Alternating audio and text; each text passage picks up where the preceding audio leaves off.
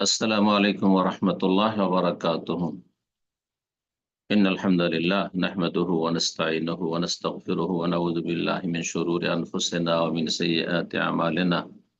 من يهده الله فلا مضل له ومن يضلل فلا هادي له، وأشهد أن لا إله إلا الله وحده لا شريك له، وأشهد أن محمدا عبده ورسوله صلى الله تعالى عليه وعلى آله وصحبه وسلم تسليما كثيرا. أما بعد। সম্মানিত শ্রোতা দর্শক মন্ডলী, যে যেখান থেকে আমাদের সাথে যুক্ত হয়েছেন, আল্লাহ রাব্বুল আলামিনের প্রশংসা এবং প্রিয় নবী মুহাম্মদুর রাসূলুল্লাহ সাল্লাল্লাহু আলাইহি সাল্লামের উপর অশেষ সালাত ও সালামের পর আজ শনিবার 19শে রবিউল আখির 1447 হিজরি মোতাবেক 11 অক্টোবর 2025 আমাদের ধারাবাহিক আলোচনা ফিকহুন নিকাহ, বিবাহের মাসলা মাসাইল চলে আসছে। আজকে পর্ব নম্বর 13। বিষয়বস্তু হচ্ছে বিবাহের ওয়ালিমা বা বিবাহের দাওয়াত। এই বিবাহের দাওয়াত ছেলের পক্ষ থেকে হবে, তাহলে সেটি হবে সুন্নাহ। আর যদি সেটি মেয়ের পক্ষ থেকে, মেয়ের অভিভাবকের পক্ষ থেকে হয়, তাহলে সেটি হবে সুন্নত পরিপন্থী, সেটি হবে সুন্নতের খেলাফ।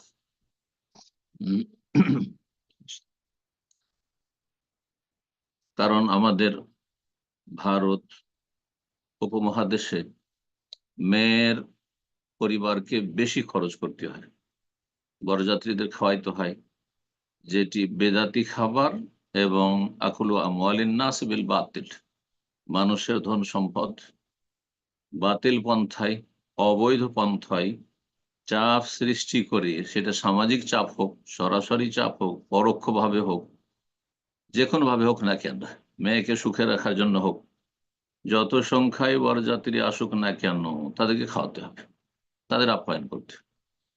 তো এগুলি আসলে আমরা অমুসলিমদের পাশাপাশি বসবাস করে তাদের দ্বারা প্রভাবিত হয়ে গেছি। আমাদের ধর্মকর্ম, বিবাহ শাদী বিশেষ করে অত্যন্ত বেশি প্রভাবিত কাফেরদের দ্বারা। আল্লাহ এসব অনিষ্ট থেকে, কুসংস্কার থেকে, ইসলাম বিরোধী কর্মকাণ্ড থেকে, বেদাতি কাজ থেকে, অবৈধ ভক্ষণ থেকে আল্লাহ রাব্বুল আলামিন মুসলিম জাতিকে ফিরে আসার তৌফিক দান করুন। হালাল খাবেন, তাতে বরকত রয়েছে, হারামে কোনো বরকত নেই। এবং আমাদেরকে আল্লাহ রাব্বুল তার ইবাদতের জন্য সৃষ্টি করেছেন, আর তার ইবাদত হচ্ছে ওহী ভিত্তিক জীবনযাপন করা। কোরআন সুন্নাহর আলোকে যার ওপর যে দায়িত্ব আছে সেটি সে পালন করবে। ছেলে বা ছেলের পক্ষের দায়িত্ব হচ্ছে ওলিমা করা, মেয়ে বা মেয়ের পক্ষের কোনো এরকমের দায়িত্ব নেই। তো বিষয়বস্তু ওয়ালিমাতুল উরস, বিবাহের ওয়ালিমা, ওয়ালিমার দাওয়াত। ওয়ালিমা শব্দটি আরবি, হাদিসে এসেছে। এই ওয়ালিমা বিশেষ দাওয়াতকে বলা হয়। লেখক বলছেন ওয়ালিমাতুল উরস, বিবাহের ওয়ালিমা হচ্ছে হিয়া তোয়ামুল উরস, বিবাহে খাবার, অর্থাৎ বিবাহ, বিবাহের সাথে সম্পর্কিত খাবার বা বিবাহ উপলক্ষে খাবার, বিশেষভাবে লিজতেমাই জাওজাইন, যেদিন বর কনে প্রথম একত্রিত হবেন, তাদের প্রথম দেখা সাক্ষাৎ হবে বাসরের দিনে। কখন করলে সেটি ভালো, তারপরে আসছে। উদ্দেশ্য হচ্ছে বা উপলক্ষ হচ্ছে যে বর কনের দেখা সাক্ষাৎ হচ্ছে, এ উপলক্ষে একটি দাওয়াত করবেন। এই দাওয়াতের মাধ্যমে লোকজন জানবে যে হ্যাঁ, অমুকের বিয়ে হয়েছে অমুক পরিবারে, আর এই উপলক্ষে আমাদেরকে দাওয়াত করেছে। লেখক বলছেন ওয়াক্তুহা, এর সময়কাল, কখন এই অলিমার দাওয়াত করবেন? বিবাহের আগে, বিবাহ বন্ধনের আগে, না বিবাহ বন্ধনের পরে, তারপরে বাসর রাতের আগে না বাসর রাতের পরে, এসব বিভিন্ন মত অথবা মাসাইল রয়েছে। আর বিভিন্ন ওলামারা একটিকে অন্যের ওপর প্রাধান্য দিয়েছেন। লেখক খানিকটা এই ক্ষেত্রে বিষয়টিকে খুব সহজ করে বলছেন, ওয়াত্তাকুনুল ওয়ালিমাতু ইনদাল আকদ, এই ওলিমার দাওয়াত বিবাহ বন্ধনের সময় হতে পারে। যখন ইজাব কবুল হচ্ছে বিবাহ অনুষ্ঠান তখনই হয়ে যেতে পারে। খেজুর খাওয়াচ্ছেন সেটা হইতে পারে, মুখ মিষ্টি করছেন সেটা দিয়ে হইতে পারে। আর তারপরে সেই সময় সাথে সাথে বিবাহ পড়া হলো, আর সাথে সাথে খাওয়া দাওয়া হইলো ছেলের পক্ষ থেকে, এটিও হইতে পারে। আও বাদাহু, অথবা বিবাহ বন্ধনের পরে, বিবাহ বন্ধন ইজাব কবুল হয়ে গেল তারপরে, সে সময় আগে খাওয়াই দিয়ে তারপরে ইজাব কবুল হলো, অথবা তারপরে হলো। বলছেন আও ইন দা দখুল, অথবা বরকনের সাক্ষাতের সময়, অর্থাৎ বাসর রাতের সময়, বাসরে যাচ্ছেন তার আগে খাওয়াই দিলেন দাওয়াত। আও বাদাহু, অথবা বাসর রাতের পরে সকালবেলা, যেমন বিভিন্ন হাদিস দ্বারা তা প্রমাণিত। বাসর রাত হলো, তারপরে সকালবেলা পরের দিনে দাওয়াত খাওয়া দাওয়া হইল।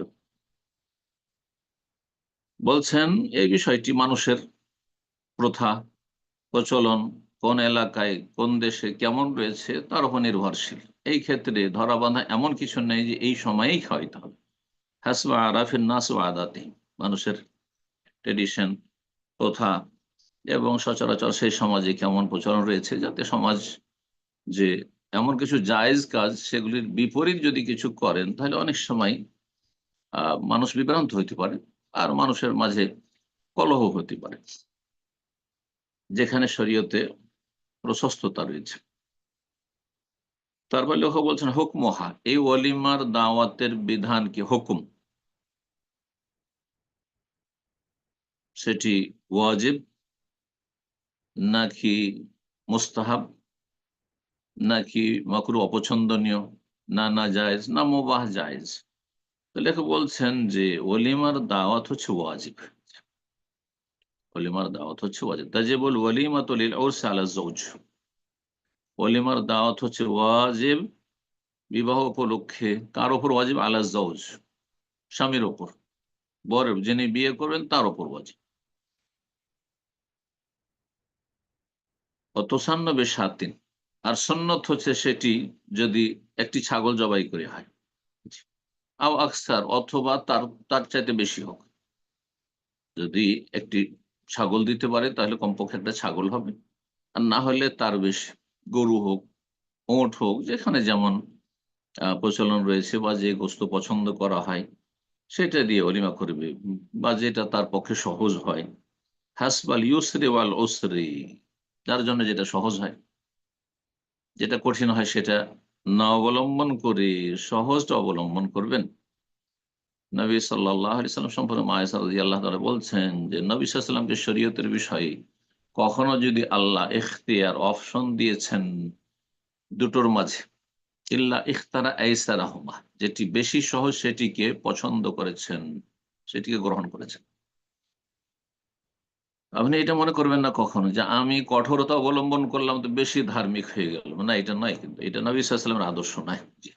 মা খুইয়া রাসূলুল্লাহ বাইনা আমরাইন ইল্লা ইখতারা আইসারাহুমা, রাসূলুল্লাহ সাল্লাল্লাহু আলাইহি ওয়াসাল্লাম দুটো বিষয়ের ক্ষেত্রে এটাও করতে পারো এটাও করতে পারো। যদি আল্লাহ কখনো স্বাধীনতা দিয়ে থাকেন কোন বিষয়ে, একেবারে এটাই করতে এমন না, দুটোর যে কোনোটা করতে পারো, বা একাধিক কয়েকটি রয়েছে তার যে কোনো একটা বাছাই করে নিতে পারো, ইখতার আইসারাহুমা, তাহলে যেটি বেশি সহজ সেটিকে গ্রহণ করতে। এটা উম্মতের জন্য সহজকরণ, আমাদের জন্য সহজ করা হয়েছে। জি। আর তারপর লেখক বলছেন যে ওলিমার ক্ষেত্রে অপব্যয় করা হারাম। অপচয় অপব্যয় দুই রকমের হইতে পারে। একটি হচ্ছে যে যে খাবার দাবার প্রস্তুত করা হইল সেটা থেকে অনেক বেশি থেকে গেল, বেঁচে গেল, আর সেটাকে নষ্ট করে দিলেন, ফেলে দিলেন ডাস্টবিনে, কেন গরিব দুঃখীকে পৌঁছে দিলেন, অভাবীকে পৌঁছে দিলেন না, এটি হারাম। খাবার দাবার নষ্ট করা এইভাবে, এটিও হারাম না জায়েজ কাজ।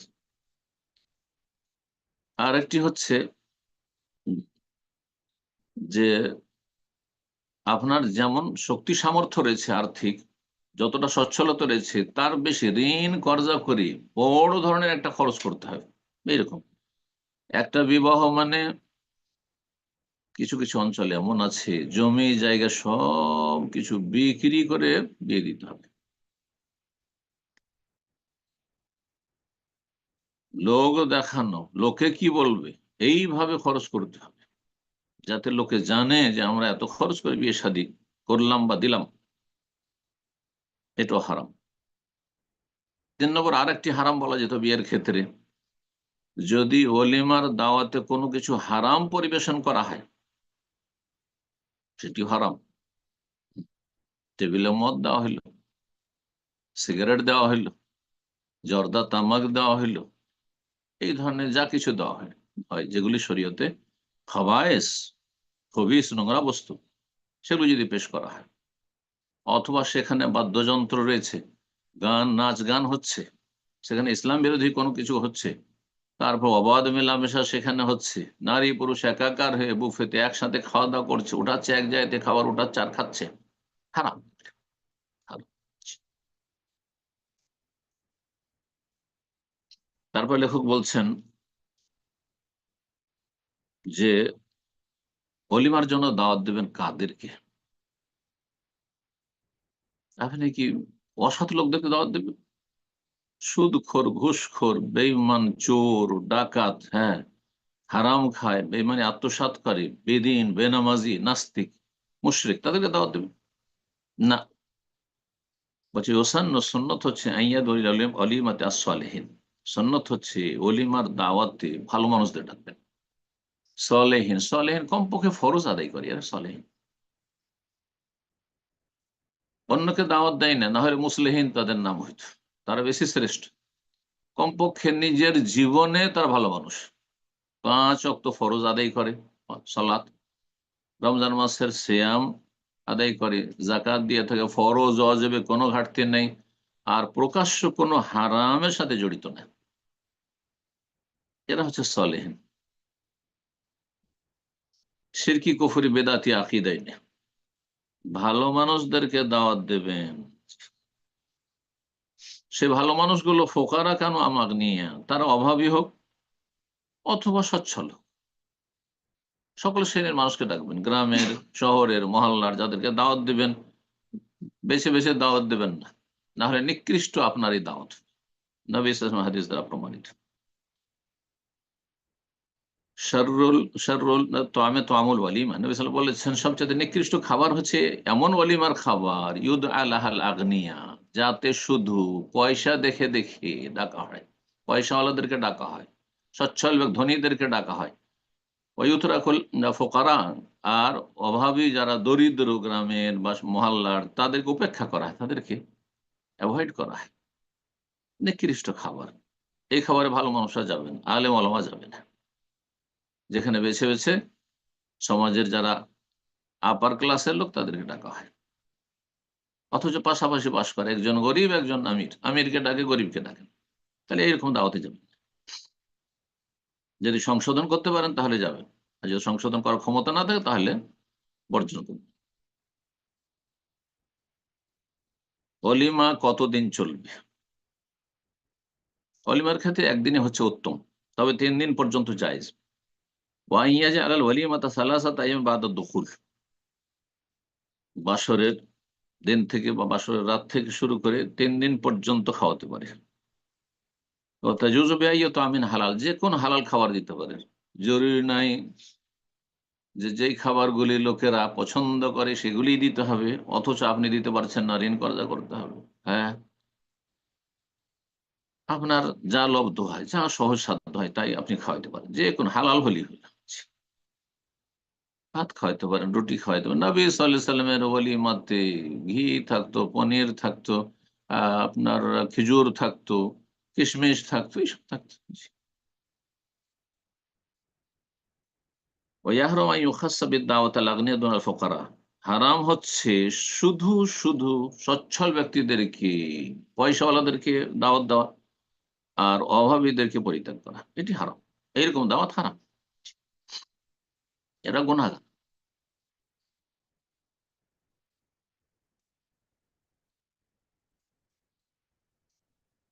তারপরে মাসলা বলছেন ওলিমার দাওয়াত করা ছেলে পক্ষের ওপর, এটি ওয়াজিব হুকুম জানলেন। এখন ওলিমার দাওয়াত যখন দিয়ে দিল আমাকে আপনাকে, তখন এই দাওয়াত কবুল করার হুকুম কি? সেটিও ওয়াজিব। কিন্তু সেখানে যদি কোনো বাধা থাকে তখন আর ওয়াজিব থাকে না, অনেক সময় হারাম নাজায়েজ হয়ে যাবে। তাই লেখক বলছেন হুকম ইজাবাতে দাওয়াতিল উরস, বিবাহের দাওয়াত, এই ওয়ালিমার দাওয়াত কবুল করার বিধান কি? বলছে তাজিব ইজাবাতু দাওয়া ইযা কানা দায়ী মুসলিমান। প্রথম শর্ত হচ্ছে ওয়ালিমার দাওয়াত কবুল করা ওয়াজিব হবে কখন? যদি দাওয়াত দেনওয়ালা মুসলিম হয়, মুসলিমের বিয়ে যদি হয়। অমুসলিমের বিয়ে হয় আর সেখানে হারাম কোনো কিছু পরিবেশন করা হবে না, বা হারাম কোনো দৃশ্য সেখানে থাকবে না, ইসলাম বিরোধী কোনো কিছু সেখানে আচার অনুষ্ঠান থাকবে না, তাহলে জায়েজ রয়েছে ওলামার অনুসারে। মুসলিম যদি দাওয়াত দেনেওয়ালা হয়, মুসলিমের বিয়ে হয়, সে দাওয়াত দিচ্ছে, তাহলে এই দাওয়াত কবুল করা অজিব। তাহলে অমুসলিম দাওয়াত দিলে দাওয়াত কবুল করা অজিব নয়। ওয়াইদা আইয়ানা হবে দাওয়া, আর দাওয়াত যদি আপনাকে বিশেষভাবে দেওয়া হয় যে আপনার দাওয়াত থাকলো, তখন ওয়াজিব।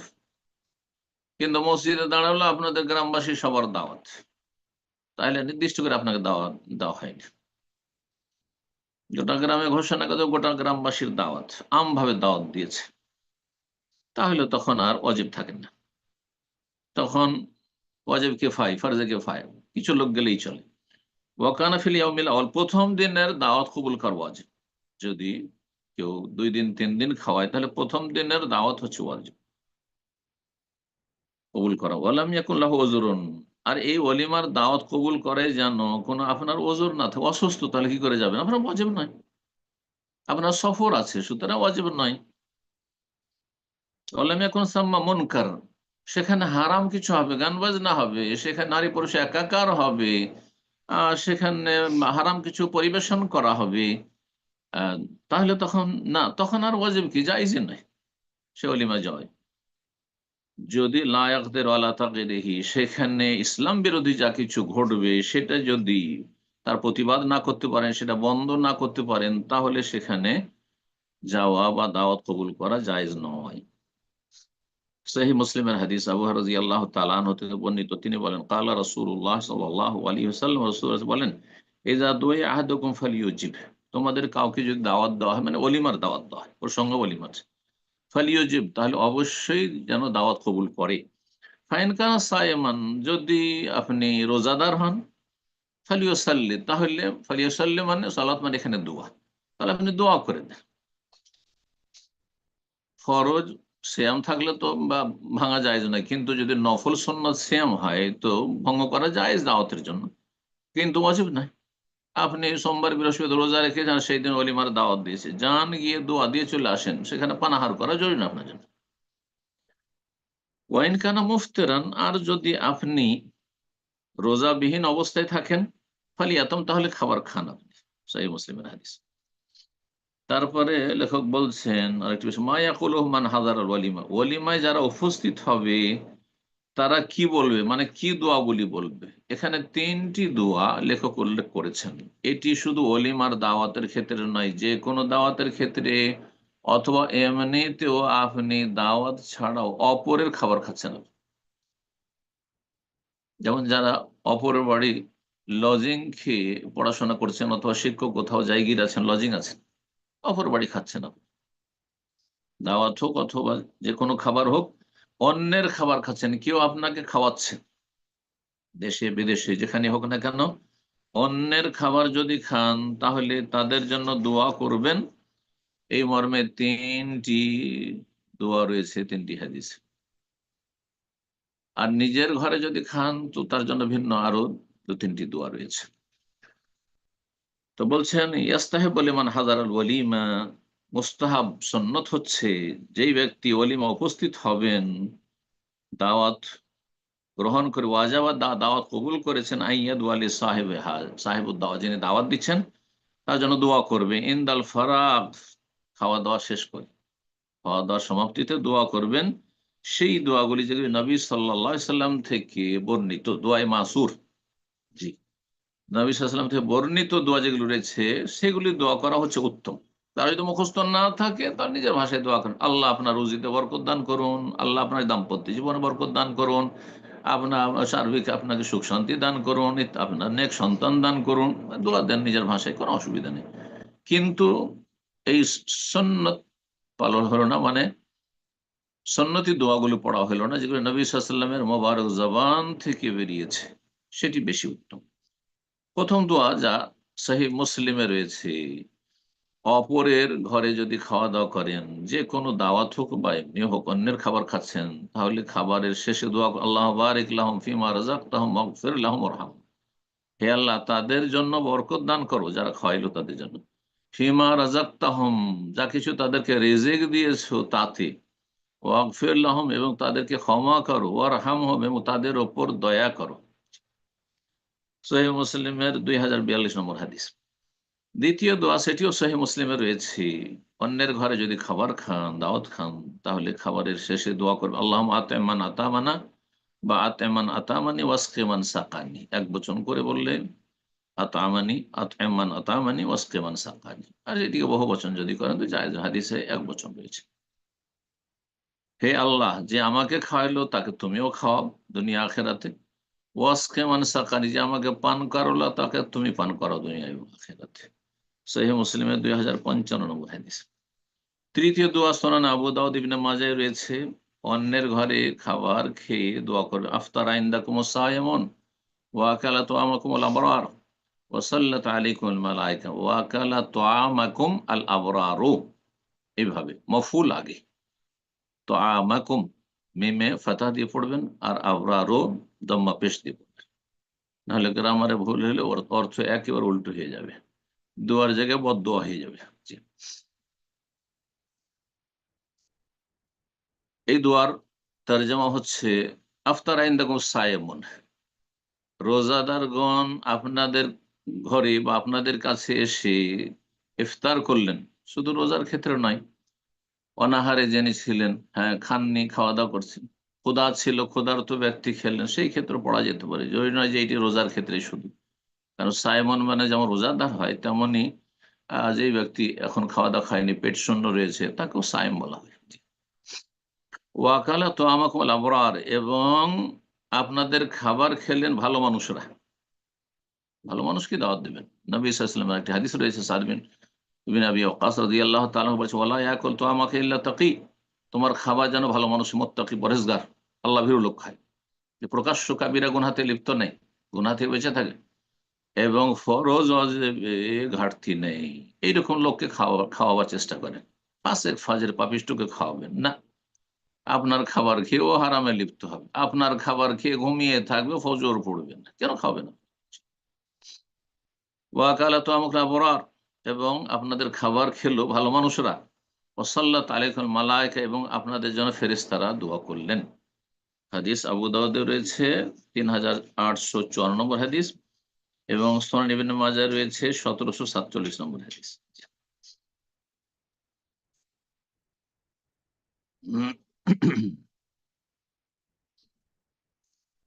তারপরে আর কয়েকটি মাসাইল রয়েছে, সেগুলি আমরা আলোচনা করি ওলিমা প্রসঙ্গে। লেখক বলছেন যে ওলিমার যে খাবার, ওলিমার দাওয়াত কবুল করা আছে, আর তাদেরকে দোয়া দেবেন, সেখানে যাবেন, আপনি দেখা সাক্ষাৎ করবেন, দোয়া দেবেন, এতে তাদের মনের প্রশান্তি যে আমাদের দাওয়াত কবুল করেছে। কিন্তু যদি আপনার শারীরিক সমস্যা থাকে, আপনি সিয়ামে আছেন, যেমন এর আগে গেল আলোচনা, কোনো বাধা থাকে, তাহলে খাওয়া জরুরি নয়। অনেক সময় খেলে আপনার শারীরিক ক্ষতি হবে, বা এই খাবার আপনার জন্য উপযোগী নয়, খাবেন না আপনি। ইয়াস্তাহিবুল আকল মিন তামিল ওয়ালি, ওলিমার খাবার খাওয়া হচ্ছে মুস্তাহাব, ওয়ালা ইয়াজিব, ওয়াজিব নয় যে আপনাকে খেতেই হবে, নিজের শরীরে ক্ষতি করে। বলছে ওমান সামাহু ওয়াজিব, যদি রোজা আপনার ফরজ রোজা থাকে, মান্যতের রোজা ছিল, অথবা কাজা রোজা আপনি শুরু করে দিয়েছেন, কাজা রোজা ভাঙা জায়েজ নয়, মান্যতের রোজা শুরু করেছেন, তাহলে ফরজ রোজা রাখছিলেন, তাহলে ভাঙা জায়েজ নয়। দাওয়াত দিয়ে দিয়েছে, তাহলে যান, এবং সেখানে হাজারা উপস্থিত হন, সেখানে যান, দোয়া করে দেন, এবং সেখান থেকে ফিরে চলে আসেন। নফল যদি রোজা থাকে, অল মুতানাফিল ফিস সিয়াম, নফল রোজা, এই বীজের রোজা, সোমবার বৃহস্পতিবার রোজা, অন্য কোনো নফল রোজা এমনি যদি হয়, ইজা দইয়া, যদি দাওয়াত দেওয়া হয়, ইয়াস্তাহাব আন ইউফতিরা, তাহলে মুস্তাহাব, উত্তম হচ্ছে আপনি রোজাটা ছেড়ে দেন, এই দাওয়াতের খাতির রোজাটা ছেড়ে দেন, আপনি খেলে ওরা আরো বেশি শান্তি পাবে যে খাওয়াইতে পারলাম। এবং ওদের অন্তর্জয় করা হবে। বলছে মুস্তাহাব হোসেন ইফতার আলী জাবরে কালবে আখিহে, মুসলিম ভাইয়ের অন্তরকে আকৃষ্ট করার জন্য বা মনের সান্ত্বনার জন্য।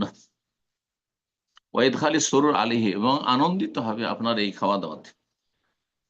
খাওয়া দাওয়া না করলে অনেক সময় কুধারণা হতে পারে, খেলেন না আপনি তো অনেক সময় নেগেটিভ ধারণা হয়ে যায়। শয়তান সবসময় লেগে আছে, মানুষ শয়তান জিন শয়তান। কোন মানুষ শয়তান গিয়ে চুগলখড়ি করে দিল, এমনিতে বানিয়ে মিথ্যা কথা বলে দিল যে আসলে দেখলেন না আপনার বাড়িতে খেলো না কেন, আপনাকে ভালোবাসে না, অথবা আপনার সাথে আপনার আপনার মানে আপনার সাথে সমস্যা আছে কিছু, আমি জানি।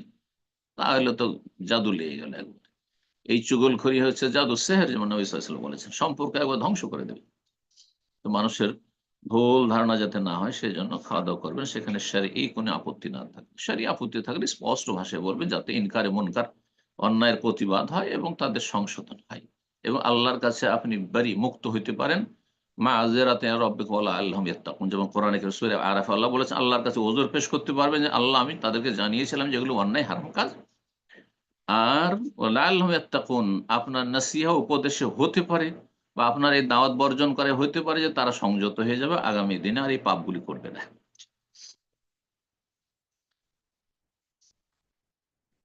তারপর লেখক আরেকটি মাসলা বলছেন যে যদি জানতে পারেন যে কোন অলিমাতে সেখানে ইসলাম বিরোধী কাজ হবে, হারাম কাজ হবে, আর আপনি এটাও নিশ্চিত যে আমি সেখানে গেলে সেটাকে আমি বন্ধ করতে পারবো, তাহলে আপনি যাবেন, অবশ্যই যাবেন। আলেম ওলামা যাদের প্রভাব রয়েছে, অথবা আত্মীয় স্বজনের এমন প্রভাবশালী লোকেরা, নেতৃস্থানীয় ব্যক্তিরা, সমাজপতিরা, যারা প্রতিবাদ করলে তাদের কথার মূল্যায়ন করা হবে, অথবা তাদেরকে ভয় পাবে, তারা যাবেন সেখানে অন্যায়কে নির্মূল করা, বন্ধ করার জন্য। ওয়াগাইয়ারহ, এবং সেই অন্যায়কে সেখান থেকে নির্মূল করবেন আপনি। হ্যাঁ, অবস্থার পরিবর্তন ঘটাবেন, ভালো পরিবেশ তৈরি করে, ইসলামী পরিবেশ তৈরি করবেন। ওয়াইল্লাম ইয়াকদির, আর যদি দেখেন যে আমাকে দাওয়াত দিয়েছে এটাই তো মনে হয় আমার উপর করুণা করেছে, দয়া করেছে, আমার কথার কোনো মূল্যায়ন হবে না সেখানে, ফালাই আলজামুল হুজুর, তাহলে সেখানে যাওয়া আপনার আবশ্যক না। ওয়াইন হাজারা, যদি সেখানে উপস্থিত হয়ে গিয়ে দেখেন যে জানা ছিল না যে কোনো হারাম কাজ হবে, গিয়ে দেখছেন যে হারাম কাজ, নারী পুরুষ একসাথে খাওয়া দাওয়া করছে, আমাদের দেশের বিয়েগুলো অধিকাংশ বাড়িতে এরকম নাজায়েজ হারাম কাজ করছে, আজা আল্লাহ, তাহলে আপনি প্রতিবাদ করবেন এবং সেই অন্যায়কে সেখান থেকে নির্মূল করবেন, আপনি বন্ধ করবেন। ওয়াইল্লা ইয়াকদের, আর যদি ক্ষমতা না থাকে, পারছেন না, আপনার কথা শুনছে না কেউ, এন সারাফা, তাহলে সেখান থেকে কেটে পড়বেন, খাওয়া দাওয়া করবেন না, সেখান থেকে ফিরে যাবেন।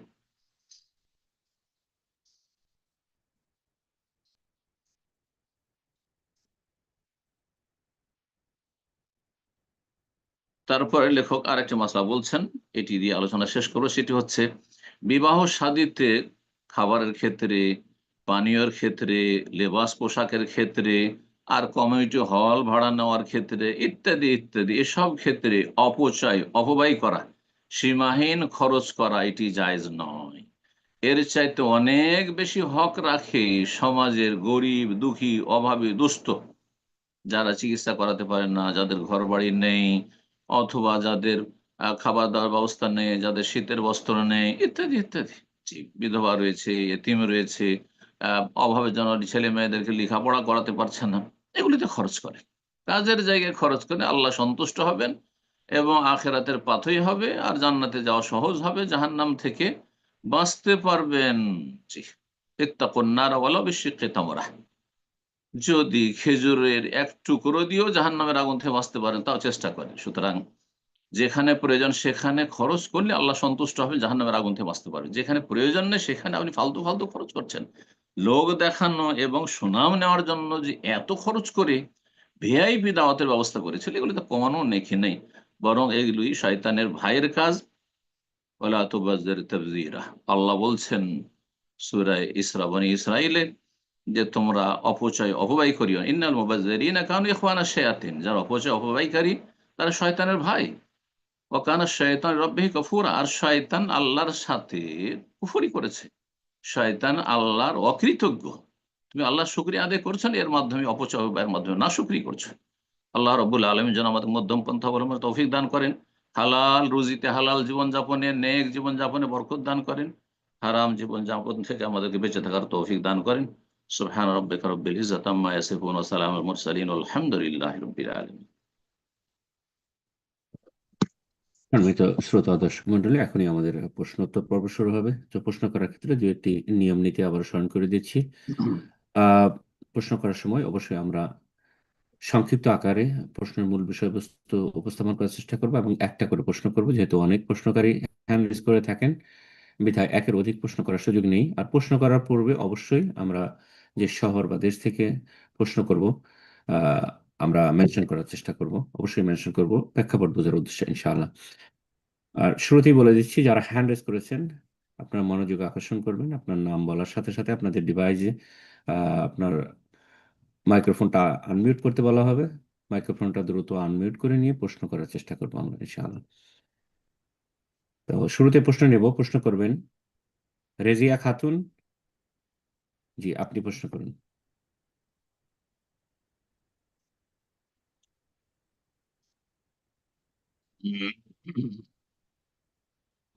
জি, রেজিয়া খাতুন, আপনার ডিভাইসটা আনমিউট করে নিন, প্রশ্ন করুন।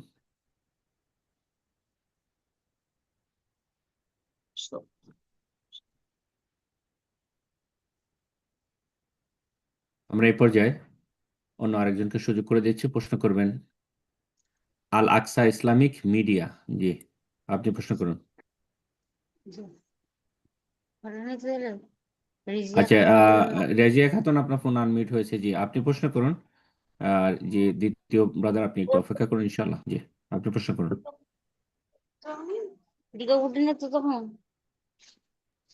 জি, রেজিয়া খাতুন, আপনাকে আমরা শুনতে পাচ্ছি। আপনি সালাম বিনিময়ের পর আপনার প্রশ্ন করুন। আসসালামু আলাইকুম ওয়া রাহমাতুল্লাহি ওয়া বারাকাতুহু। ওয়ালাইকুম আসসালাম ওয়া রাহমাতুল্লাহি ওয়া বারাকাতুহু। বলেন, কোথা বলছেন? আমি এই হুগলি জেলার আরামবাগ থেকে বলছি। বলেন প্রশ্ন। যে স্যার, আমাদের দেশে অনেক অসুস্থ ব্যক্তি, পুরুষ মানুষ, কি স্ত্রী মানুষ, স্ত্রী লোক হলে হয়তো পুরুষ মানুষকে অনেক স্ত্রী মেয়েরা দেখতে যায়, আর অনেক স্ত্রী লোক অসুস্থ হলে পুরুষরা দেখতে আসে। এটা কি জায়েজ আছে ইসলামে? দেখতে এসে ওই মহিলাকে পুরুষ দেখছে, পুরুষকে মহিলা দেখছে, না মহিলারা মহিলার জায়গায় থাকছে, পুরুষ বাইরে থাকছে, রোগী দেখতে সরাসরি চলে আসছে? শুনছেন আমার কথা? রেজিয়া খাতুন, আপনার ফোনটা আবারও আনমিউট করে নিন, আপনার ডিভাইসটা। শেখ আপনাকে প্রশ্ন করছেন। জি, আপনি শুনতে পাচ্ছেন? রাজিয়া খাতুন, আপনার ডিভাইসটা আনমিউট করে নিন। জি। বলছি যে স্যার, ওইটা সরাসরি চলে যাচ্ছে, ভিতরে যে দেখতে চলে যাচ্ছে, এটা কি জায়েজ আছে? মানে পুরুষ লোক গিয়ে মহিলাকে দেখছে? হ্যাঁ, দেখতে যাচ্ছে, অসুস্থ ব্যক্তি সে, তাকে অসুস্থ দেখতে যাচ্ছে। ব্যক্তি হোক আর সুস্থ ব্যক্তি হোক, পুরুষ গিয়ে মহিলাকে দেখবে, তার গায়ে হাতে দিয়ে শরীরের দিকে দেখবে অথবা চেহারার দিকে দেখবে, অসুস্থ আছে সেজন্য, এটি হারাম, জায়েজ নাই। সুস্থ অবস্থায়ও জায়েজ নাই, অসুস্থ অবস্থায় জায়েজ নাই, এন্তেকালের পরেও মাইয়াত কে দেখা জায়েজ নাই। বুঝা গেছে? কিন্তু স্বামী স্ত্রী গেল, পরিবার নিয়ে গেল, হ্যাঁ, মজলিসে বাইরে পুরুষ লোক বসলো, মহিলা যেহেতু রোগী আছে সেজন্য মহিলা গেল, মহিলা দেখে আসলো, ঠিক আছে। অথবা পুরুষ অসুস্থ আছে, স্বামী স্ত্রী দুজনেই গেল, যাওয়ার পরে মহিলা মহিলা সেকশনে চলে গেল, মহিলাদের কাছে চলে গেল, আর সে রুগীর কাছে গেল না, যেহেতু রুগী পুরুষ, আর পুরুষ ব্যক্তি রুগী দেখে আসলো, এটা জায়েজ, এটা সুন্নাত। এয়াদাতুল মারিজ, মুসলিম রুগী যদি কোনো পাড়া প্রতিবেশী, এমনকি অমুসলিমও যদি হয় আর পাড়া প্রতিবেশী হয়, গ্রামবাসী হয়, আশেপাশে থাকা অথবা পরিচিত, রোগীকে দেখতে যাওয়া, রোগীর খোঁজ খবর নেওয়া ভালো কাজ, সুন্নাত। এবং এটি একজন মুসলিমের আর একজন মুসলিমের হক, যেমন নবী সাল্লাল্লাহু আলাইহি ওয়াসাল্লাম বলেছেন। কিন্তু বিপরীত লিঙ্গকে দেখবে, এটা জায়েজ নয়। মহিলা পুরুষকে দেখতে যাবে, সরাসরি গিয়ে দাঁড়িয়ে আছে, পুরুষ অসুস্থ হাসপাতাল অথবা বাড়িতে আর দেখছে সেখানে গিয়ে, এটাও জায়েজ নয়। আর পুরুষ মহিলাকে দেখতে, মহিলা অসুস্থ আর হাসপাতাল অথবা বাড়িতে গিয়ে তার চেহারার দিকে দেখছে, রোগীকে দেখছে বা মৃত ব্যক্তিকে দেখছে, এটিও হারাম। জি। জাযাকাল্লাহ খায়ের। এই পর্যায়ে প্রশ্ন করবেন আল আকসা মিডিয়া, ইসলামিক মিডিয়া। জি, আপনি প্রশ্ন করুন। আসসালামু আলাইকুম রহমতুল্লাহ। ওয়ালাইকুম আসসালাম রহমতুল্লাহ বরকাত। জি। সম্মানিত সম্মানিত স্যার, কেমন আছেন? জি, কোথা থেকে বলছেন বলেন? আলহামদুলিল্লাহ। শেখ, আমি মুর্শিদাবাদ জেলা থেকে বলছি শেখ। বলেন। শেখ, আমার প্রশ্ন হচ্ছে, মায়ের পায়ের নিচে সন্তানের জান্নাত উক্ত শব্দে যে একটি হাদিস রয়েছে, সে হাদিস কি সহিহ? জানিয়ে উপকৃত করবেন শেখ। ইন্নাল জান্নাত তাহতা আকদামিল উম্মাহাত, মায়ের পায়ের তলে জান্নাত। এই হাদিস সনদের দিক থেকে সহিহ নাই, কিন্তু এর অর্থ যদি নাও হয় যে মায়ের সন্তুষ্টিতে আল্লাহর সন্তুষ্টি, শুধু মায়ের নয়, বাবার সন্তুষ্টিতে আল্লাহর সন্তুষ্টি, রেজা রব্বে ফি রেজাল ওয়ালিদ ওয়া সাখাতুর রব্বে ফি সাখাতুর, এটি হাদিস সহিহ। যে আল্লাহ সন্তুষ্ট হবেন যদি বাপ মা, আল ওয়ালিদ মানে এখানে বাবা মা উভয়, কিন্তু হ্যাঁ জনক, জি, যার মাধ্যমে জন্মেছেন আপনি, সে ওয়ালিদ এখানে মুজাক্কার বা পুরুষলিঙ্গে এসে, সেজন্য অনেকেই তর্জমা করে মনে করে যে বাপ রাজি হলে আল্লাহ রাজি। না, বাপ মা দুটোই এখানে প্যারেন্টস এর অর্থ রয়েছে, পিতামাতা। পিতামাতা সন্তুষ্ট হলে আল্লাহ সন্তুষ্ট হবো। সাখাতুর রব্বে ফি সাখাতিল ওয়ালিদ, আল্লাহ অসন্তুষ্ট হবেন যদি পিতামাতা উভয় অথবা দুজন একজন অসন্তুষ্ট থাকে, এটি সহিহ হাদিস। যখন আল্লাহ অসন্তুষ্ট, বাবা মায়ের অসন্তুষ্টির কারণে, তাহলে জান্নাতে জান্নাতে যেতে বাধাগ্রস্ত হবে। তো স্থায়ীভাবে স্থায়ীভাবে জাহান্নামী হবে না একজন ভালো মানুষ, তৌহিদবাদী মানুষ। আর তারপরে যদি তার 5 ওয়াক্ত ফরজ ঠিক থাকে, ফরজ সালাত ঠিক থাকে, তাহলে বাবা মায়ের অবাধ্য স্থায়ী জাহান্নামী হবে না, কিন্তু জাহান্নামে যেতে হবে, জাহান্নামে যেতে হবে। তো বিষয়টি এইভাবে নিলে ঠিক আছে, অর্থ ঠিক আছে, কিন্তু হাদিস এসব জয়ীফ হাদিস না বর্ণনা করে সহিহ হাদিস বর্ণনা করবেন, যেটি এখন বললাম। জি। এরপর যা প্রশ্ন করবেন সেনারুল মিয়া। জি, আপনি প্রশ্ন করুন। আসসালামু আলাইকুম। ওয়ালাইকুম আসসালাম রহমতুল্লাহ বরকাত। জি। মালদা থেকে বলছি সাইদ। জি, বলেন। আমার প্রশ্নটা, মহিলারা 4 মাস 10 দিন স্বামী মারা গেলে বাড়ি থেকে বের হতে পারবে না বা নতুন কাপড় পরতে পারবে না, তো জরুরি জরুরি অবস্থান করতে পারবে কি, বা কোনো কাজে যেতে পারবে কি, ইমার্জেন্সি কাজে বা হসপিটাল বা আরো অন্য কিছু কাজে? এটাই আমার প্রশ্ন। নতুন কাপড় পরতে পারবে না এমন কথা হাদিসে নেই, কিন্তু আকর্ষণীয় কাপড়, হ্যাঁ, আকর্ষণীয় রঙের কাপড় পরবে না। হ্যাঁ, জিনত, সাজসজ্জা, সাজগোজ করবে না, সাজসজ্জা গ্রহণ করবে না, যদি নতুন ও সাধারণ কাপড় হয়। আবার এক সময় দেখতাম যে বিধবা হইলে একেবারে সাদা কাপড়ে থাকতো, এটিও জায়েজ নাই, এভাবে শোক পালন করা জায়েজ নাই, এটিও বেদাত। রঙিনী কাপড় হবে কিন্তু কোনো আকর্ষণীয় হবে না, সেটা প্রয়োজনে নতুনও হইতে পারে। এখন পুরাতন কাপড় ছিঁড়ে গেছে আর ও নতুন কাপড় পরতে দেবেন না 4 মাস 10 দিন, নাকি এমন কথা নেই শরীয়তে আসলে। কিন্তু খুব রংচঙে কাপড় পরবে না, আকর্ষণীয় কাপড়, যেই কাপড় পরে সাজগোজ করে স্বামীর জন্য, হ্যাঁ, অথবা এখন বিবাহ বসতে যাচ্ছে সেই জন্য এখন মেকআপ করছে, এমন কিছু করবে না। মেকআপ করবে না, সুরমা লাগাবে না, সুগন্ধি লাগাবে না, ইত্যাদি ইত্যাদি, এসব কিছু সাজবেন না। আর বাড়ির বাইরে একেবারে যেতেই পারবে না এমন কথা নেই, কিন্তু যেতে পারবে দিনে দিনে গিয়ে নিজের কাজ সেরে যদি চলে প্রয়োজন থাকে, উত্তম হচ্ছে বাড়িতে অবস্থান করা। আর প্রয়োজন থাকলে হাসপাতালে প্রয়োজন রয়েছে, বা কেউ কেনাকাটার জন্য কেউ নেই, সুতরাং গেল মুদিখানা দোকানে কোনো কিছু কিনে নিয়ে চলে আসলো, কোনো অসুবিধা নাই। কেউ আসলে তাদের সাথে কথা বলতে পারবে, অথবা রাস্তাঘাটে কারোর সাথে কোনো মহিলার সাথে দেখা হয়ে গেল কথা বলতে পারবে। অনেকেই বাড়াবাড়ি করে আমাদের দেশে, মনে করে যে বিধবা অন্য মহিলাদের সাথে কথা বলতে পারবে, অন্য কারোর সাথে কথা বলতে পারবে, এমন কথা নেই। নবী সাল্লাল্লাহু আলাইহি সাল্লাম একজন সাহাবিয়াকে, হ্যাঁ, তার জমিতে যেতে বলেছিলেন, হ্যাঁ, আর নিয়ে আসতে, সে বলছিল যে আমার খেজুর পেড়ে নিয়ে আসার কেউ নেই, তো সেখান থেকে যদি আমি নিয়ে আসি আর দান সাদকা করলাম, নিজে খেলাম, তাহলে কি জায়েজ হবে না? নবী সাল্লাল্লাহু বলেছেন হ্যাঁ, কিন্তু রাত কাটানো জায়েজ না। কোথাও গিয়ে রাত যাপন করে বোনের বাড়ি চলে গেল, বাবার বাড়ি চলে গেল, হ্যাঁ, এমনটা জায়েজ নয়। অথবা কোনো জায়গায় গিয়ে রাত কাটিয়ে চলে আসলে হোটেলে গিয়ে, এমন জায়েজ নয়। হ্যাঁ, বিভিন্ন জায়গায় সফর করছে, এগুলো জায়েজ নাই। জি। যদি প্রয়োজন থাকে কাছাকাছি জায়গায় যাবে, দিনে দিনে যাবে, আর যত তাড়াতাড়ি সম্ভব ফিরে চলে আসবে। বারাকাল্লাহ ফিক। আমিন। প্রশ্ন করবেন আরাফাত, আপনি প্রশ্ন করুন। আসসালামু আলাইকুম শেখ। শেখ, আমি আরাফাত বলছিলাম সিলেট থেকে, জি, বাংলাদেশ থেকে। আমি বলেন। আরাফাত বলছিলাম বাংলাদেশ থেকে। সালাম আচ্ছা, দিছি। বলেন।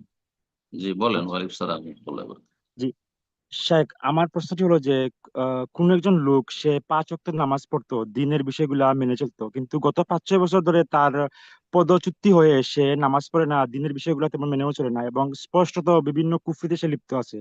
এখন ওই ভাই যদি শেখ আবার পুনরায় তওবা করে ফিরে আসেন, তাহলে তার ইমান কি ফিরে আসবে? দীর্ঘদিন ইমান ভঙ্গের ভঙ্গের কারণ যদি কারোর মধ্যে থাকে, পরে সে তওবা করে ফিরে আসলে কি সে ইমান আবার ঠিক হয়ে যায় কিনা? অবশ্যই ফিরে আসবে। এই যদি সৌভাগ্য হয়ে যায় তাহলে তো ভালো। মান কানা আখিরু কালামিহি লা ইলাহা ইল্লাল্লাহ দাখালা জান্নাহ। শেষখানেও সারা জীবন কুফরি করে, সারা জীবন কুফরি করেও যদি শেষখানে অন্তর থেকে বিশ্বাস করে এবং মেনে নিয়ে যে আমি আল্লাহকে এক বলে, রব বলে মেনে নিলাম, মাবুদ বলে মেনে নিলাম, আমি এতদিন অন্যায় কাজ করেছি, সবচেয়ে বড় অপরাধ শিরক কুফরি করেছি, আর তারপরে মুখে উচ্চারণ করে ঘোষণা করলো লা ইলাহা ইল্লাল্লাহ দাখালা জান্নাত, তাহলে জান্নাত চলে যাবে। জি। আল ইসলাম ইয়াহদি মা কানা কাবলাহ। ইসলাম অতীতের যতই বড় অপরাধ হোক না কেন, আর যত বেশি অপরাধ হোক না কেন, সবকে ধ্বংস করে দেবে, নিশ্চিহ্ন করে দেবে। আমর ইবনে আস রাদিয়াল্লাহু তাআলা আনহু যখন ইসলাম গ্রহণ করেছিলেন, রাসূলুল্লাহ সাল্লাল্লাহু আলাইহি ওয়াসাল্লাম বলেন, ইয়া রাসূলুল্লাহ, আমি তো অনেক অপরাধ করেছি জীবনে এবং অনেক লেট করেছি ইসলাম কবুল করতে, ইসলামের বিরোধিতাও করেছি। তো আমি ইসলাম গ্রহণ করব, কিন্তু আশতারিতে, শর্ত লাগাবো। নবী সাল্লাল্লাহু আলাইহি ওয়াসাল্লাম অবাক হলেন যে হাত বাড়ালো সে ইসলাম কবুলের জন্য, আবার হাতটাকে গুটিয়ে নিল আর বলছে অরিদু আন আশতারিত, আমি শর্ত লাগাতে চাই। বলে বেমাযা তাশতারিত, কি শর্ত লাগাবে? তখন সে বলল যে আন ইয়াগফিরাল্লাহু লি, আল্লাহ যেন আমাকে ক্ষমা করে দেন, এটি শর্ত। যদি আমার ক্ষমা হয় তাহলে ইসলাম কবুল করবো, আর ক্ষমাই যদি না হয় জাহান্নামে যেতে হয়, তাহলে ইসলাম কবুল করে আমি লাভ কি করব?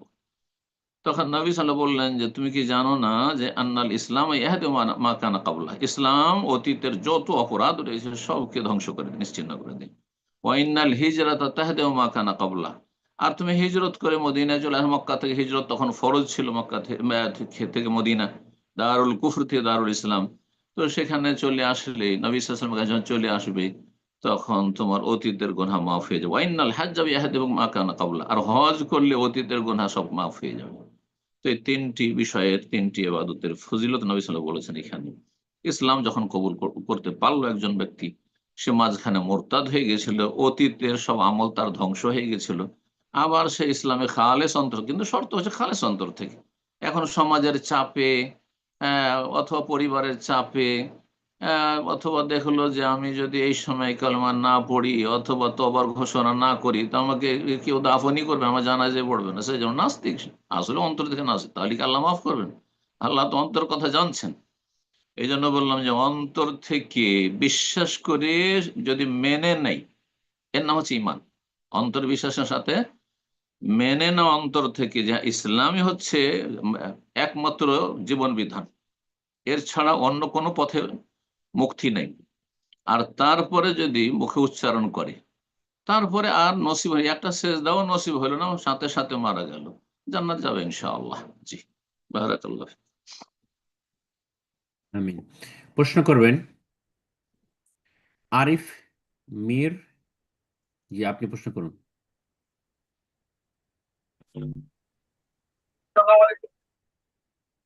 ওয়ালাইকুম আসসালাম ওয়া রাহমাতুল্লাহি ওয়া বারাকাতুহু। জি,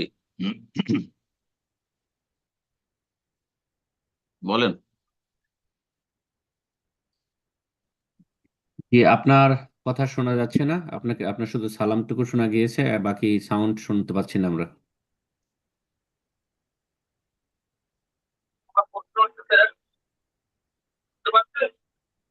আপনার কথা অস্পষ্ট, আপনার মাইক্রোফোনটা চেক করে নিন।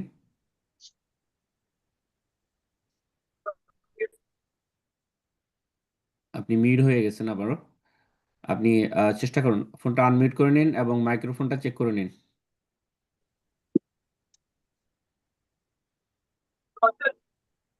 দুঃখিত, আপনাকে শুনতে পাচ্ছি না, আপনার মাইক্রোফোনটা চেক করুন, ইনশাআল্লাহ পরবর্তীতে আরেকবার আপনাকে সুযোগ দেওয়া হবে। এ পর্যায়ে প্রশ্ন করবেন আমিনা। জি, আপনি প্রশ্ন করুন।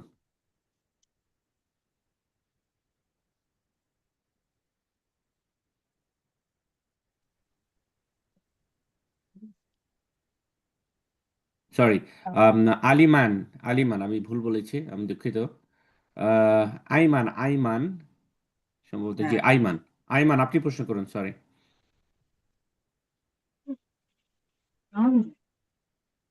জি, আপনার ফোন আনমিউট হয়েছে, আপনি প্রশ্ন করুন। আসসালামু আলাইকুম ওয়া বারাকাতুহু। ওয়ালাইকুম সালমান শেখ, আসসালাম ওয়া রাহমাতুল্লাহি ওয়া বারাকাতুহু। জি বলেন, কোত্থেকে বলছেন? আমি ইন্ডিয়া মেট্রোপলিস থেকে বলছি। আমার একটি প্রশ্ন, যে আমাদের বাড়িতে যে সময় মুসাফির আসে, তো ওনাদের কিছু দিয়ে বললাম যে বাচ্চাদের জন্য একটু দোয়া করবেন, তো এইটা বলা কি চলবে? এটা একটু জানতে চাচ্ছি। মুসাফির মানে গরিব মানুষ, অভাবী মানুষ হ্যাঁ নাকি? হ্যাঁ হ্যাঁ আসে, হ্যাঁ বাড়িতে আসে, প্রত্যেক সপ্তাহে যেরকম আসে সব, তো ওনাদের কিছু দিয়ে দান করলাম, করে বললাম যে একটু বাচ্চারা মাদ্রাসায় পড়ে, হয়তো ওদের জন্য বললাম একটু দোয়া করুন, তো এটা কি বলা চলবে? এই ক্ষেত্রে যদি পূর্ণ নেকি চান রবের কাছে এবং পূর্ণ প্রতিদান চান, ফলাফল ভালো চান, আপনার এবাদত, দান, খেরাত, সাদাকার কোয়ালিটি ভালো হোক, তাহলে কোনো কিছুই চাইবেন না, দোয়াও চাইবেন না।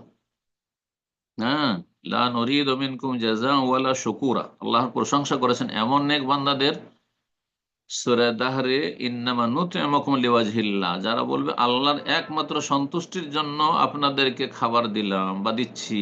লা নুরিদু মিনকুম জাযাআন ওয়ালা শুকুরা, আপনাদের থেকে না কোনো প্রতিদান চাইছি, আর দোয়া প্রতিদান হয়ে গেল। আপনি দোয়া চাইলেন, একটু দোয়া করে দিও বা দোয়া করি আমার ছেলে মেয়েদের জন্য, না না, মোটেই চাইবেন না, কারো কাছে বদলা চাইবেন না।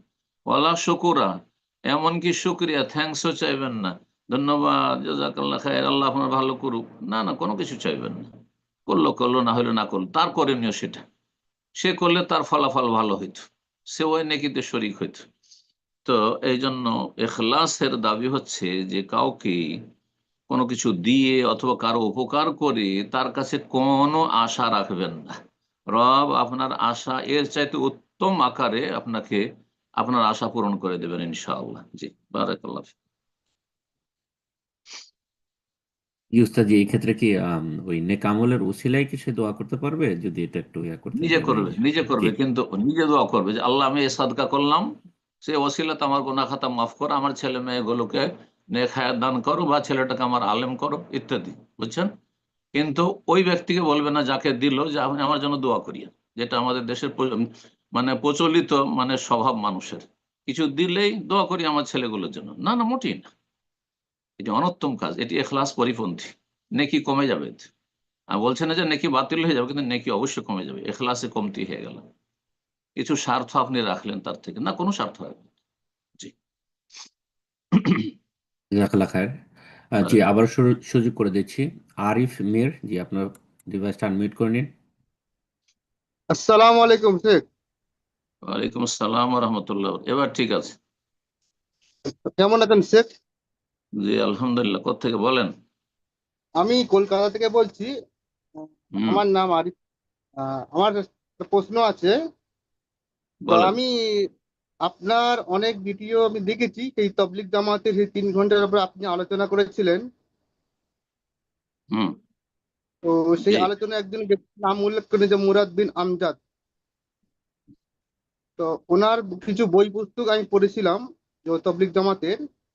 তো এখন ওনার সম্পর্কে অনেক আলেম ওলামা এমন ফতোয়া দিয়েছে বাংলাদেশের, ওনাকে মুরদাদ বা কাফের বলা হচ্ছে। হ্যাঁ, তো এখন ওনার বইগুলো আমি আজ থেকে 10 বছর ধরে পড়াশোনা করলাম, কিন্তু সব কোরআন সুন্নাহ মোতাবেক পেয়েছি। তাবলিগ সহি আকিদা, তাবলিগি নিসাব, আর হানাফিদের প্রচলিত 100টি ভুল। হ্যাঁ, এই হুম, ধরনের মানে বই পড়ে আমি উপকৃত হয়েছিলাম। কিন্তু এখন ওই যে বর্তমান যে কাবা ঘরে মানে যে তওয়াফ করা হয় আর যে চুমু দেওয়া হয়, যেটা মানে পাথরে যেটা, আপনার প্রশ্ন তো বলেন, আমি জানি, সব জানি আমি। আপনি প্রশ্ন বলেন শুধু। তো ওইটার সম্পর্কে উনি একটু নোংরামো উক্তি করেছে, আর ওইটার বিরুদ্ধে বাংলাদেশে অনেক আলেম ওলামা ওনাকে মুরদাদ বা কাফের বলেছে, যেরকম শহীদুল্লাহ খান মাদানি, মুজাফফর বিন মহসিন, জি, এরকম জি, জি। বলেছেন। তো আমি এখন ওই বইগুলো পড়ে হয়তো কাউকে নসিহত করতে পারবো কি, যেহেতু এখন আর ওনার ফতোয়া হিসাবে যে উনি এখন এরকম ওনার অবস্থা হয়ে গেছে। তো ওনারই ওই আগের বইগুলো পড়ে বা কাউকে বা নসিহত করা যাবে কি, যে বইগুলো খুব ভালোই লিখি মানে লেখালেখি আছে, বিশেষ করে তবলিগ জামাতের মানে যেভাবে আলোচনাগুলো করা হয়েছে কোরআন সুন্নাহর দ্বারায়। কিন্তু এখন উনি আহলে কোরআন দাবি করছে। হুম, হুম, জি। আপনার প্রশ্ন হচ্ছে তার এই বইগুলো, আগের যে বইগুলো আছে সেই বইগুলো থেকে আমি কি উপকৃত হতে পারবো বা কাউকে কিছু শিখাতে পারবো, এই আর কি। জি, আপনার প্রশ্নের উত্তর হচ্ছে যে তিনি, আল্লাহ তাকে হেদায়েত দান করুন, তার অনিষ্ট থেকে ইসলাম এবং মুসলিমদেরকে রক্ষা করুন, বাংলা ভাষীদেরকে রক্ষা করুন আল্লাহ বিশেষভাবে। সেই ব্যক্তি একসময় দেওবন্দি সুফি আশআরি মাতুরিদের গর্তে ডুবেছিল, সেই গুমরাহির গর্ত থেকে উঠে এসেছিল, ওঠার পরে কয়েকটা বছর ছিল, আর তারপর আবার আর এক গর্তে, আহলে কোরআনদের কুফরির গর্তে গিয়ে আছাড় খেয়ে পড়েছে। সুতরাং সেই ব্যক্তি আপনাকে কিছুদিন আলো দিয়ে, যখন ওপরে উঠেছিল গুমরাহি থেকে, গুমরাহির গর্ত, তখন আপনাকে আলো দিয়ে সে অন্ধকারে ডুবে গেছে। নাসারুল্লাহ সালামাত ওয়াল আফিয়া। আলহামদুলিল্লাহিল্লাযী আফানি বা আফানা মিম্মা ইবতালাহুম বিহি ওয়া ফাদ্দালানা আলা কাসীরিম মিম্মান খালাকা তাফদীলা। এই দোয়া নবী সাল্লাল্লাহু আলাইহি ওয়াসাল্লাম পড়তে বলেছেন বিপদগ্রস্ত, বালাগ্রস্ত, পথভ্রষ্টকে দেখে। জি, সুতরাং এই দোয়া পাঠ করবেন। জি, সুনান আবু দাউদ দোয়া, আল্লাহ হেফাজত করো তার অনিষ্ট থেকে। মাঝখানে কিছুদিন ভালো এতে এসেছিল, তারপরে আবার সে গুমরাহিতে চলে গেছে, ওর চাইতে আগের গুমরাহির চাইতে বড় গুমরাহিতে চলে গেছে। কথা বোঝা গেছে? আহলে কোরআন কোন ইবাদতবন্দি করতে পারবে না, আজান দিতে পারবে না, নামাজ পড়তে পারবে না, রোজা রাখতে পারবে না, যাকাত দিতে পারবে না, হজ করতে পারবে, কোরআন আলোক। কোরআনের ব্যাখ্যা যদি হাদিস কেউ না মানে, হাদিস অস্বীকারী যদি হয়, তাহলে সে মুসলিম থাকতেই পারবে না। বোঝা গেছে না? সুতরাং সে যেই গুমরাহিকে অবলম্বন করেছে সেটা কুফরির গুমরাহি। জি, ওহী দুই রকম, এক ওহীকে মানে, সে দ্বিতীয় ওহীকে মানে না। সুতরাং সেই ব্যক্তি কুফরিতে নিমজ্জিত হয়েছে, যেমন সালাফি ওলামারা বলেছেন। সুতরাং সতর্ক সাবধান করছি মুসলিম ভাই বোনদেরকে তার অনিষ্ট থেকে। কিন্তু তার যে বই তবলিগ জামাত সম্পর্কে ছিল, সেটি আমার কাছে একসময় এসেছে, আমাদের ভাইরা নিয়ে এসছে, এবং সেই বইটি ভালো, সেই বইটি ভালো। সব বই সম্পর্কে আমি বলতে পারবো না। জি, বারাকাল্লাহু ফিক। আমিন। এ পর্যায়ে প্রশ্ন করবেন নূর নাহার। জি, আপনি প্রশ্ন করুন। আসসালামু আলাইকুম ওয়া রাহমাতুল্লাহি ওয়া বারাকাতুহু। ওয়ালাইকুম আসসালাম ওয়া রাহমাতুল্লাহি ওয়া বারাকাতুহু। জি, বলেন। আমি উত্তর চব্বিশ পরগনা থেকে বলছিলাম। জি, প্রশ্ন বলেন। বলছি কি স্যার, আমার না মাঝে মাঝে মানে কলকাতায় যেতে হয় বিশাল ইমার্জেন্সির কারণে। আমার বাড়ি থেকে কলকাতার দূরত্বটা হচ্ছে প্রায় 70-75 কিলোমিটার, এবং আমার খুব মানে ওই সফরে আমার খুবই কষ্ট হয়ে যায়। তো জোহর আর আসর সালাতটা আমি একসাথেই করে নিই জমা করে। ওটাকে আমি মানে কসর করতে পারবো কিনা এটা একটু জানার ছিল আমার। 70-80 আবার মানে কিলোমিটার হবে? 70-80 কিলোমিটার হ্যাঁ হবে? মানে মানে যাওয়া আসায় প্রায় 150 কিলোমিটার হবে। না, যাওয়া আসা ধরতে হবে না, আপনাকে ধরতে হবে যাওয়ার দূরত্বটা 70 থেকে 80 কিলোমিটার যদি হয়ে যায়, তাহলে সফর। জি, সফর। আপনি কসরও করতে পারবেন আর জমাও করতে পারবেন, জোহর আসর জমা করতে পারবেন। জি, বারাকাল্লাহু ফিক। আল্লাহ হেফাজতে রাখুন। আমিন। প্রশ্ন করবেন আমির হোসেন। জি, আপনি প্রশ্ন করুন। আসসালামু আলাইকুম ওয়া রাহমাতুল্লাহি ওয়া বারাকাতুহু। সম্মানিত শেখ, আমি মোহাম্মদ আমিন হোসেন মোল্লা আসসালাম কলকাতা ওয়া থেকে বলছি। রাহমাতুল্লাহি ওয়া বারাকাতুহু। জি, বলেন প্রশ্ন। তা আমার প্রশ্ন হলো শেখ, আমরা যখন ফোনেতে কাউকে লিখিত আকারে আসসালামু আলাইকুম কিংবা সালামের জবাব দিই, তো আমরা অন্তরে নিয়তটা থাকে যে সালাম দিচ্ছি কিংবা সালামের জবাবটা দিচ্ছি, তো মুখে আর উচ্চারণটা হয় না। তো এটাকে সে সঠিক পদ্ধতি নাকি না মুখে উচ্চারণ করতে হবে? এই নেকিটা পাওয়া যাবে কি, সালাম দেওয়ার যে 10 নেকি? মুখে উচ্চারণ না করলে আবার কেমন করে সালাম হয়? সালাম তো বাচনিক ইবাদত, সালাম হচ্ছে মানে জবানের ইবাদত, অন্তর ইবাদত নয়। আমরা লিখিত আকারে অনেক সময় ইমোজি আকারে সালাম দিয়ে পাঠাই, কেউ ও উত্তর দেয়, তো লিখিত, লিখিত। হ্যাঁ, যখন জি জি কথা বলবে তখন জবানে, আর লিখিত যথেষ্ট। লিখার সময় উচ্চারণ করতে হবে না। না, ডবল ডবল কোনো প্রয়োজন নেই। লিখায় মানে তার কাছে পৌঁছে গেল, সালাম হয়ে গেল। একটা মেসেজ, হ্যাঁ, সোশ্যাল মিডিয়াতে হোয়াটসঅ্যাপে মেসেজ দিলেন, এটি দিয়ে সালাম হয়ে গেল। জি, প্রশ্ন করবেন তাসলিমা বেগম। জি, আপনি প্রশ্ন করুন। আসসালামু আলাইকুম রহমতুল্লাহ বারাকাতুহু। শেখ, ওয়ালাইকুম আমি আসসালাম ওয়া রাহমাতুল্লাহি ওয়া বারাকাতুহু। জি, বর্ধমান থেকে বলছি। বলেন আমাদের প্রশ্ন। এই কোরআন পড়তে জানে কেউ কেউ, দিয়ে আবার বইগুলোকে রেখে দেয়, দিয়ে আবার একজন বলে যে শুধু রেখে দিলে ওগুলো গুনাহ হবে, ওদের খাবার দিতে হবে। তার জন্য যারা কোরআন পড়তে নাকি? জানে তাদেরকেও বলে কাকে তোমরা খাওয়া দিতে পারেন হবে? না, কোরআনকে খাবার দিতে হবে, মানে কোরআনটা পড়া হচ্ছে না, শুধুই বইটা হ্যাঁ, রেখে দেওয়া, সেই জন্য ওটাকে শুধু ফেলে রাখলে ওটা ঘরের পরিবারের সবারই গুনাহ হবে। যারা পড়তে জানে তারা পড়ছে না, আর ফেলে রেখে দিয়েছে এমনি, যে তাহলে বাড়ির আরো কি যারা পড়তে জানেও না, আরবি জানেই না, তারা সুবহান আল্লাহ বলে উজু করে এসে বইটাকে হুম খুলে আঙুল হুম দিয়ে দিয়ে সুবহান আল্লাহ করে পড়ে যেতে বলছে, তাহলে তার খাবার হবে। বলছে অনেক মাদ্রাসা শিক্ষিত কোন অনেক কোন মূর্খ বলেছে এটা? মাদ্রাসা শিক্ষিত অনেকজনই বলে, এটা আমাদের এখানে খুব বেদাতি প্রচলিত। বেদাতি কথা এটি, বেদাত। কেউ কোরআন পড়তে পারে না, সেই জন্য কোরআনটা খুলবে আর তার সুবহানাল্লাহ সুবহানাল্লাহ, এই জীবনে প্রথম শুনলাম এই বেদাতের কথা। নন স্টপেজ বেদাত। বেদাতিদের ধর্মকর্ম পরিবর্তনশীল। হ্যাঁ, এক এক অঞ্চলে এক এক সময় এক এক রকম। কুল্লু বিদআতিন দালাল ও কুল্লু দালালিন ফিন্নার। এগুলি হচ্ছে গুমরাহি, আর গুমরাহির পরিণাম হচ্ছে জাহান্নাম। নাসআলুল্লাহ সালামাত ওয়াল আফিয়া। যে কোরআন তেলাওয়াত করে, তেলাওয়াত করবে, অর্থ বোঝার চেষ্টা করবে। আর যে কোরআন তেলাওয়াত করতে পারে না, যে পারে তার কাছ থেকে শিখবে। জি। কিন্তু কোরআন পড়তে পারে না, সেই জন্য বাড়ির প্রত্যেক সদস্যকে কোরআনটা খুলে একটু রোহাকা খাওয়াইতে হবে, নাউজুবিল্লাহ। এটা বেদাতি কথাবার্তা, বেদাতি কথাবার্তা। আর কোরআন শুধু আরবিতে পড়ে পড়ে যথেষ্ট হবে নাকি যে খতম করতে থাকবে? এটা তো সুফিদের কাজ। শুধু আরবিতে পড়া যথেষ্ট নয়, কোরআন আরবিতে পড়বেন, ওতেও নেকি রয়েছে, কিন্তু তার চাইতে অনেক বেশি নেকি রয়েছে কোরআনের অর্থ বুঝে তারপরে সে অনুযায়ী আমল করায়। আল্লাহ কোরআন শুধু তেলাওয়াতের জন্য নাজেল করেননি, আবৃত্তির জন্য। কোরআন নাজেল করেছেন জ্ঞান অর্জন করে আমল করার জন্য, বাস্তবায়নের জন্য, কোরআনই জীবন গড়ার জন্য। আল্লাহ বুঝার তৌফিক দান মুসলিম জাতিকে। জি।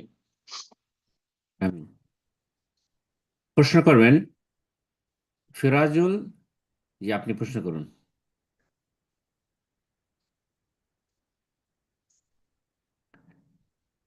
জি, ফরাজুল, আপনি জি।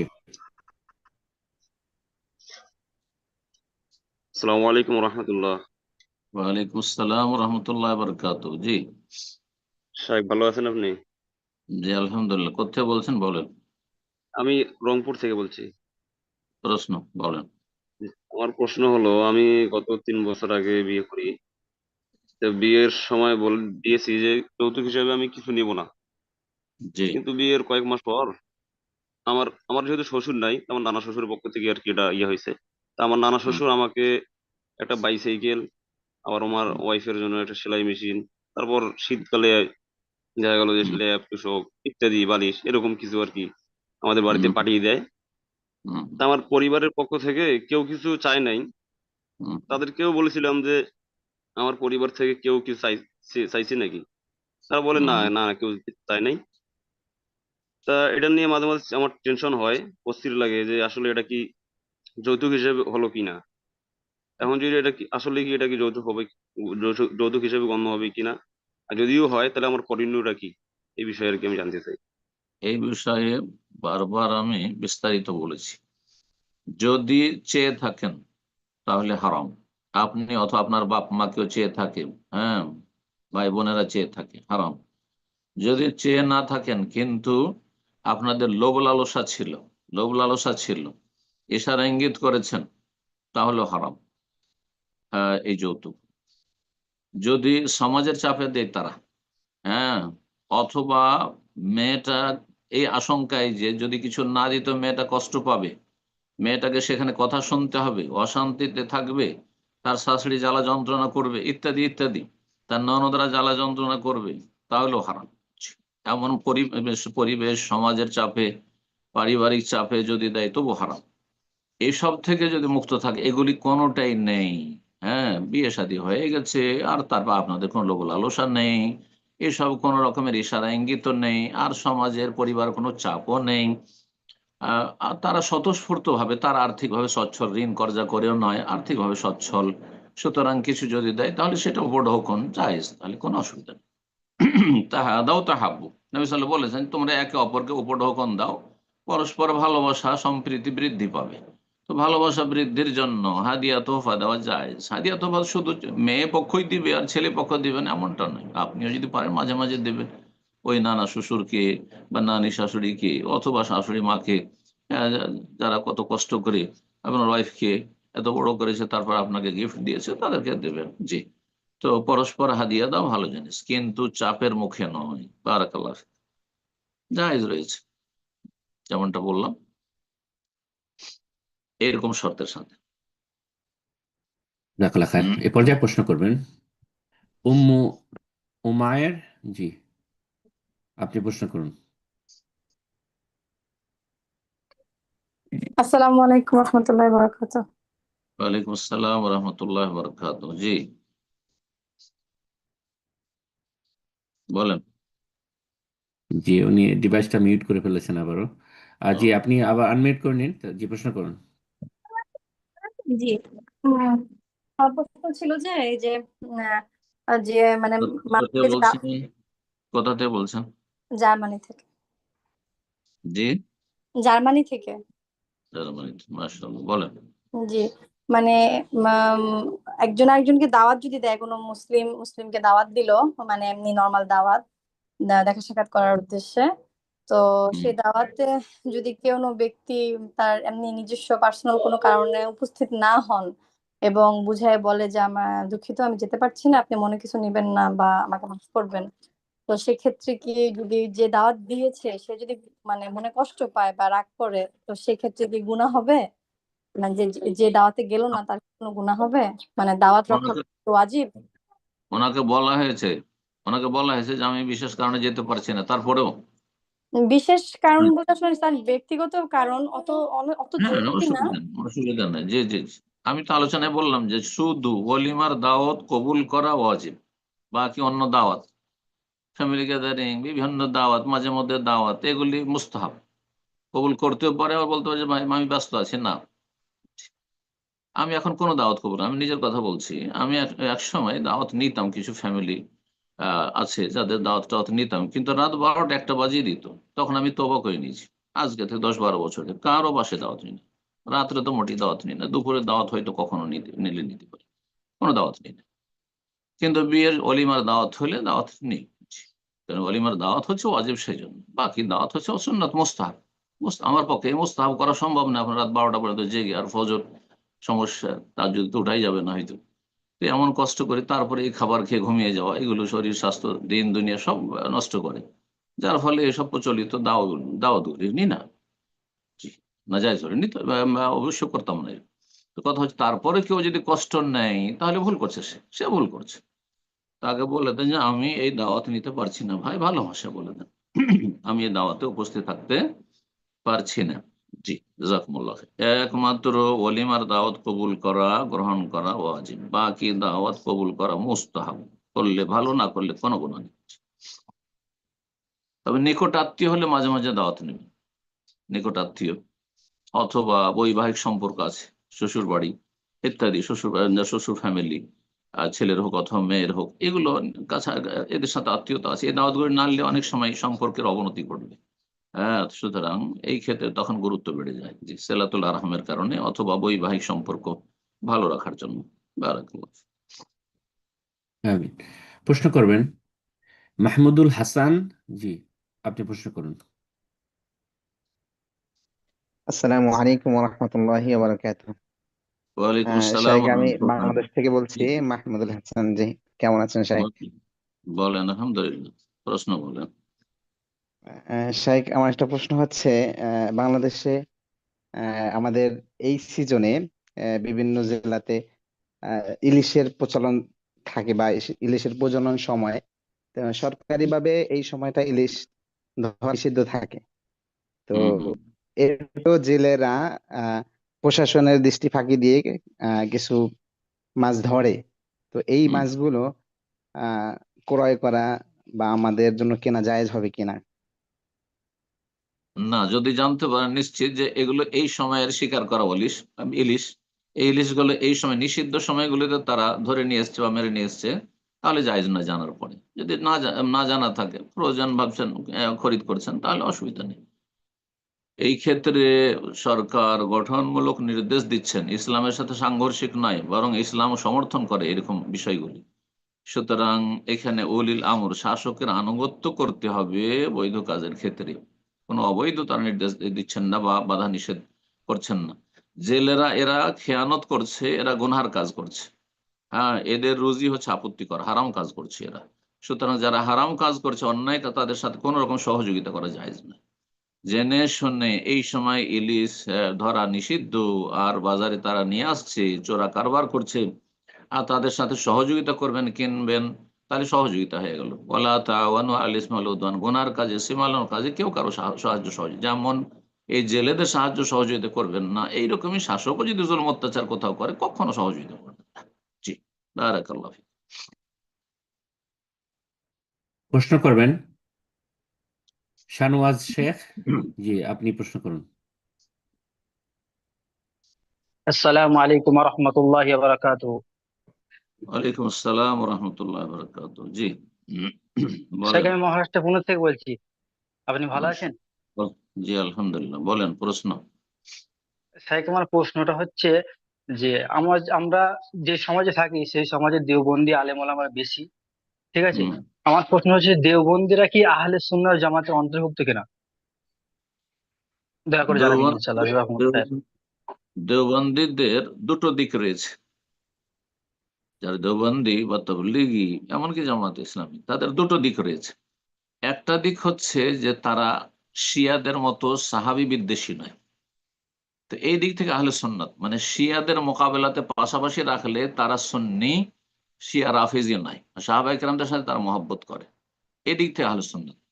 কিন্তু আর একটি দিক হচ্ছে আল্লাহর নাম গুণাবলী, তৌহিদ, তৌহিদুল আসমা ওয়াস সিফাত, আল্লাহর হাতের ক্ষেত্রে, আল্লাহর চোখের ক্ষেত্রে, আল্লাহ রাব্বুল আলামিনের যেসব রয়েছে কোরআনে কারিমে, চেহারার ক্ষেত্রে যেসব আয়াত রয়েছে, তারা এগুলির অর্থের অপব্যাখ্যা করে, বিকৃতি ঘটায়। তারা হচ্ছে আশআরি বা মাতুরিদি, তারা হচ্ছে সুফি। সুতরাং তারা আহলে বিদআত, তখন আহলে সুন্নাত ওয়াল জামাত।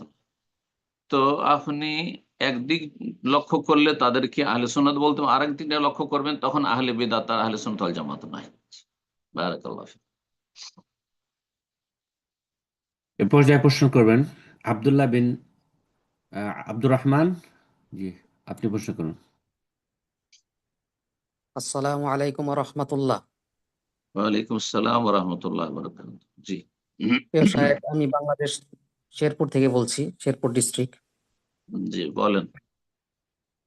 আমার প্রশ্নটা হলো, জুমার সময় আমাদের খতিব যখন খুতবায় উঠে তখন তিনি সালাম দেন প্রথম কোন এক পর্যায়ে, আবার খুতবা শেষ করার সময় সালাম দেন। আমাকে একজন বলল দুইবার সালামটা দেওয়া জায়েজ আছে কিনা, কারণ আমরা তখন তার সামনেই থাকি আমরা সবাই। লিস্ট একটু আড়াল হইলে পরবর্তী সালাম দেওয়া যায়, সেটা বললো উনি। এখন আমি আপনার কাছে জানতে চাচ্ছি এটা জায়েজ আছে কিনা। জাযাকাল্লাহু খায়রান।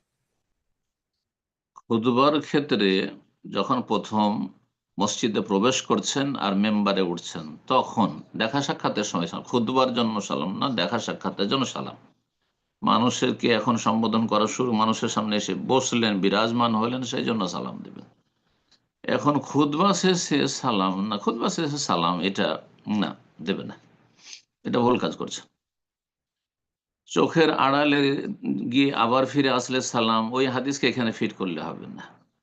বা ইজা সাল্লামা সাল্লামা সালাসান, নবী সাল্লাল্লাহু আলাইহি ওয়াসাল্লাম যখন সালাম দিতেন 3 বার দিতেন, সেই জন্য খুতবার সময় 3 বার দিতেন, এমন ভুল কথা। অধিকাংশ সময় যখন দেখা সাক্ষাৎ হলো, প্রথম একবার দিলেন, তারপরে যখন সেখান থেকে বিদায় নিচ্ছেন হয়তো সালাম দিলেন, অথবা কখনো কখনো হয়তো শুনলো না কোনো ব্যক্তি, তখন 3 বার সালাম দিতেন। এইভাবে, এই নয় যে প্রথমখানে 3 বার দিচ্ছেন, অথবা আপনার কি বলছে, খুতবা শেষ করে, ভাষণ শেষ করে আবার সালাম দিচ্ছেন, এমন কথা নেই। আসলে বিদায়ের সময় সালাম ঠিক আছে, যখন কারো সাথে দেখা সাক্ষাৎ শেষ হলো আর বিদায় নিচ্ছেন তখন আসসালামু আলাইকুম, ওইটা ঠিক আছে। আবার তো এখানে খুতবার সমাপ্তি, এটা তো বিদায়ের সময় নয়, তো সালাত পড়াবেন এখন, তাহলে কেন সালাম এখানে দিবেন না? ভুল কাজ করছেন উনি, ওনাকে সংশোধন করা উচিত বিষয়টি। আল্লাহ তাআলা আ'লাম।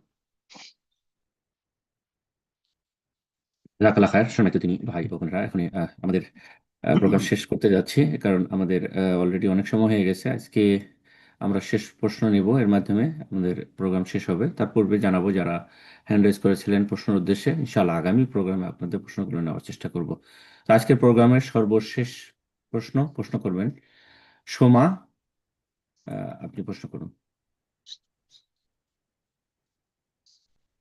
আসসালামু আলাইকুম রহমতুল্লাহ। ওয়ালাইকুম আসসালাম রহমতুল্লাহ বরকাত। বলেন, কোথায় বলছেন?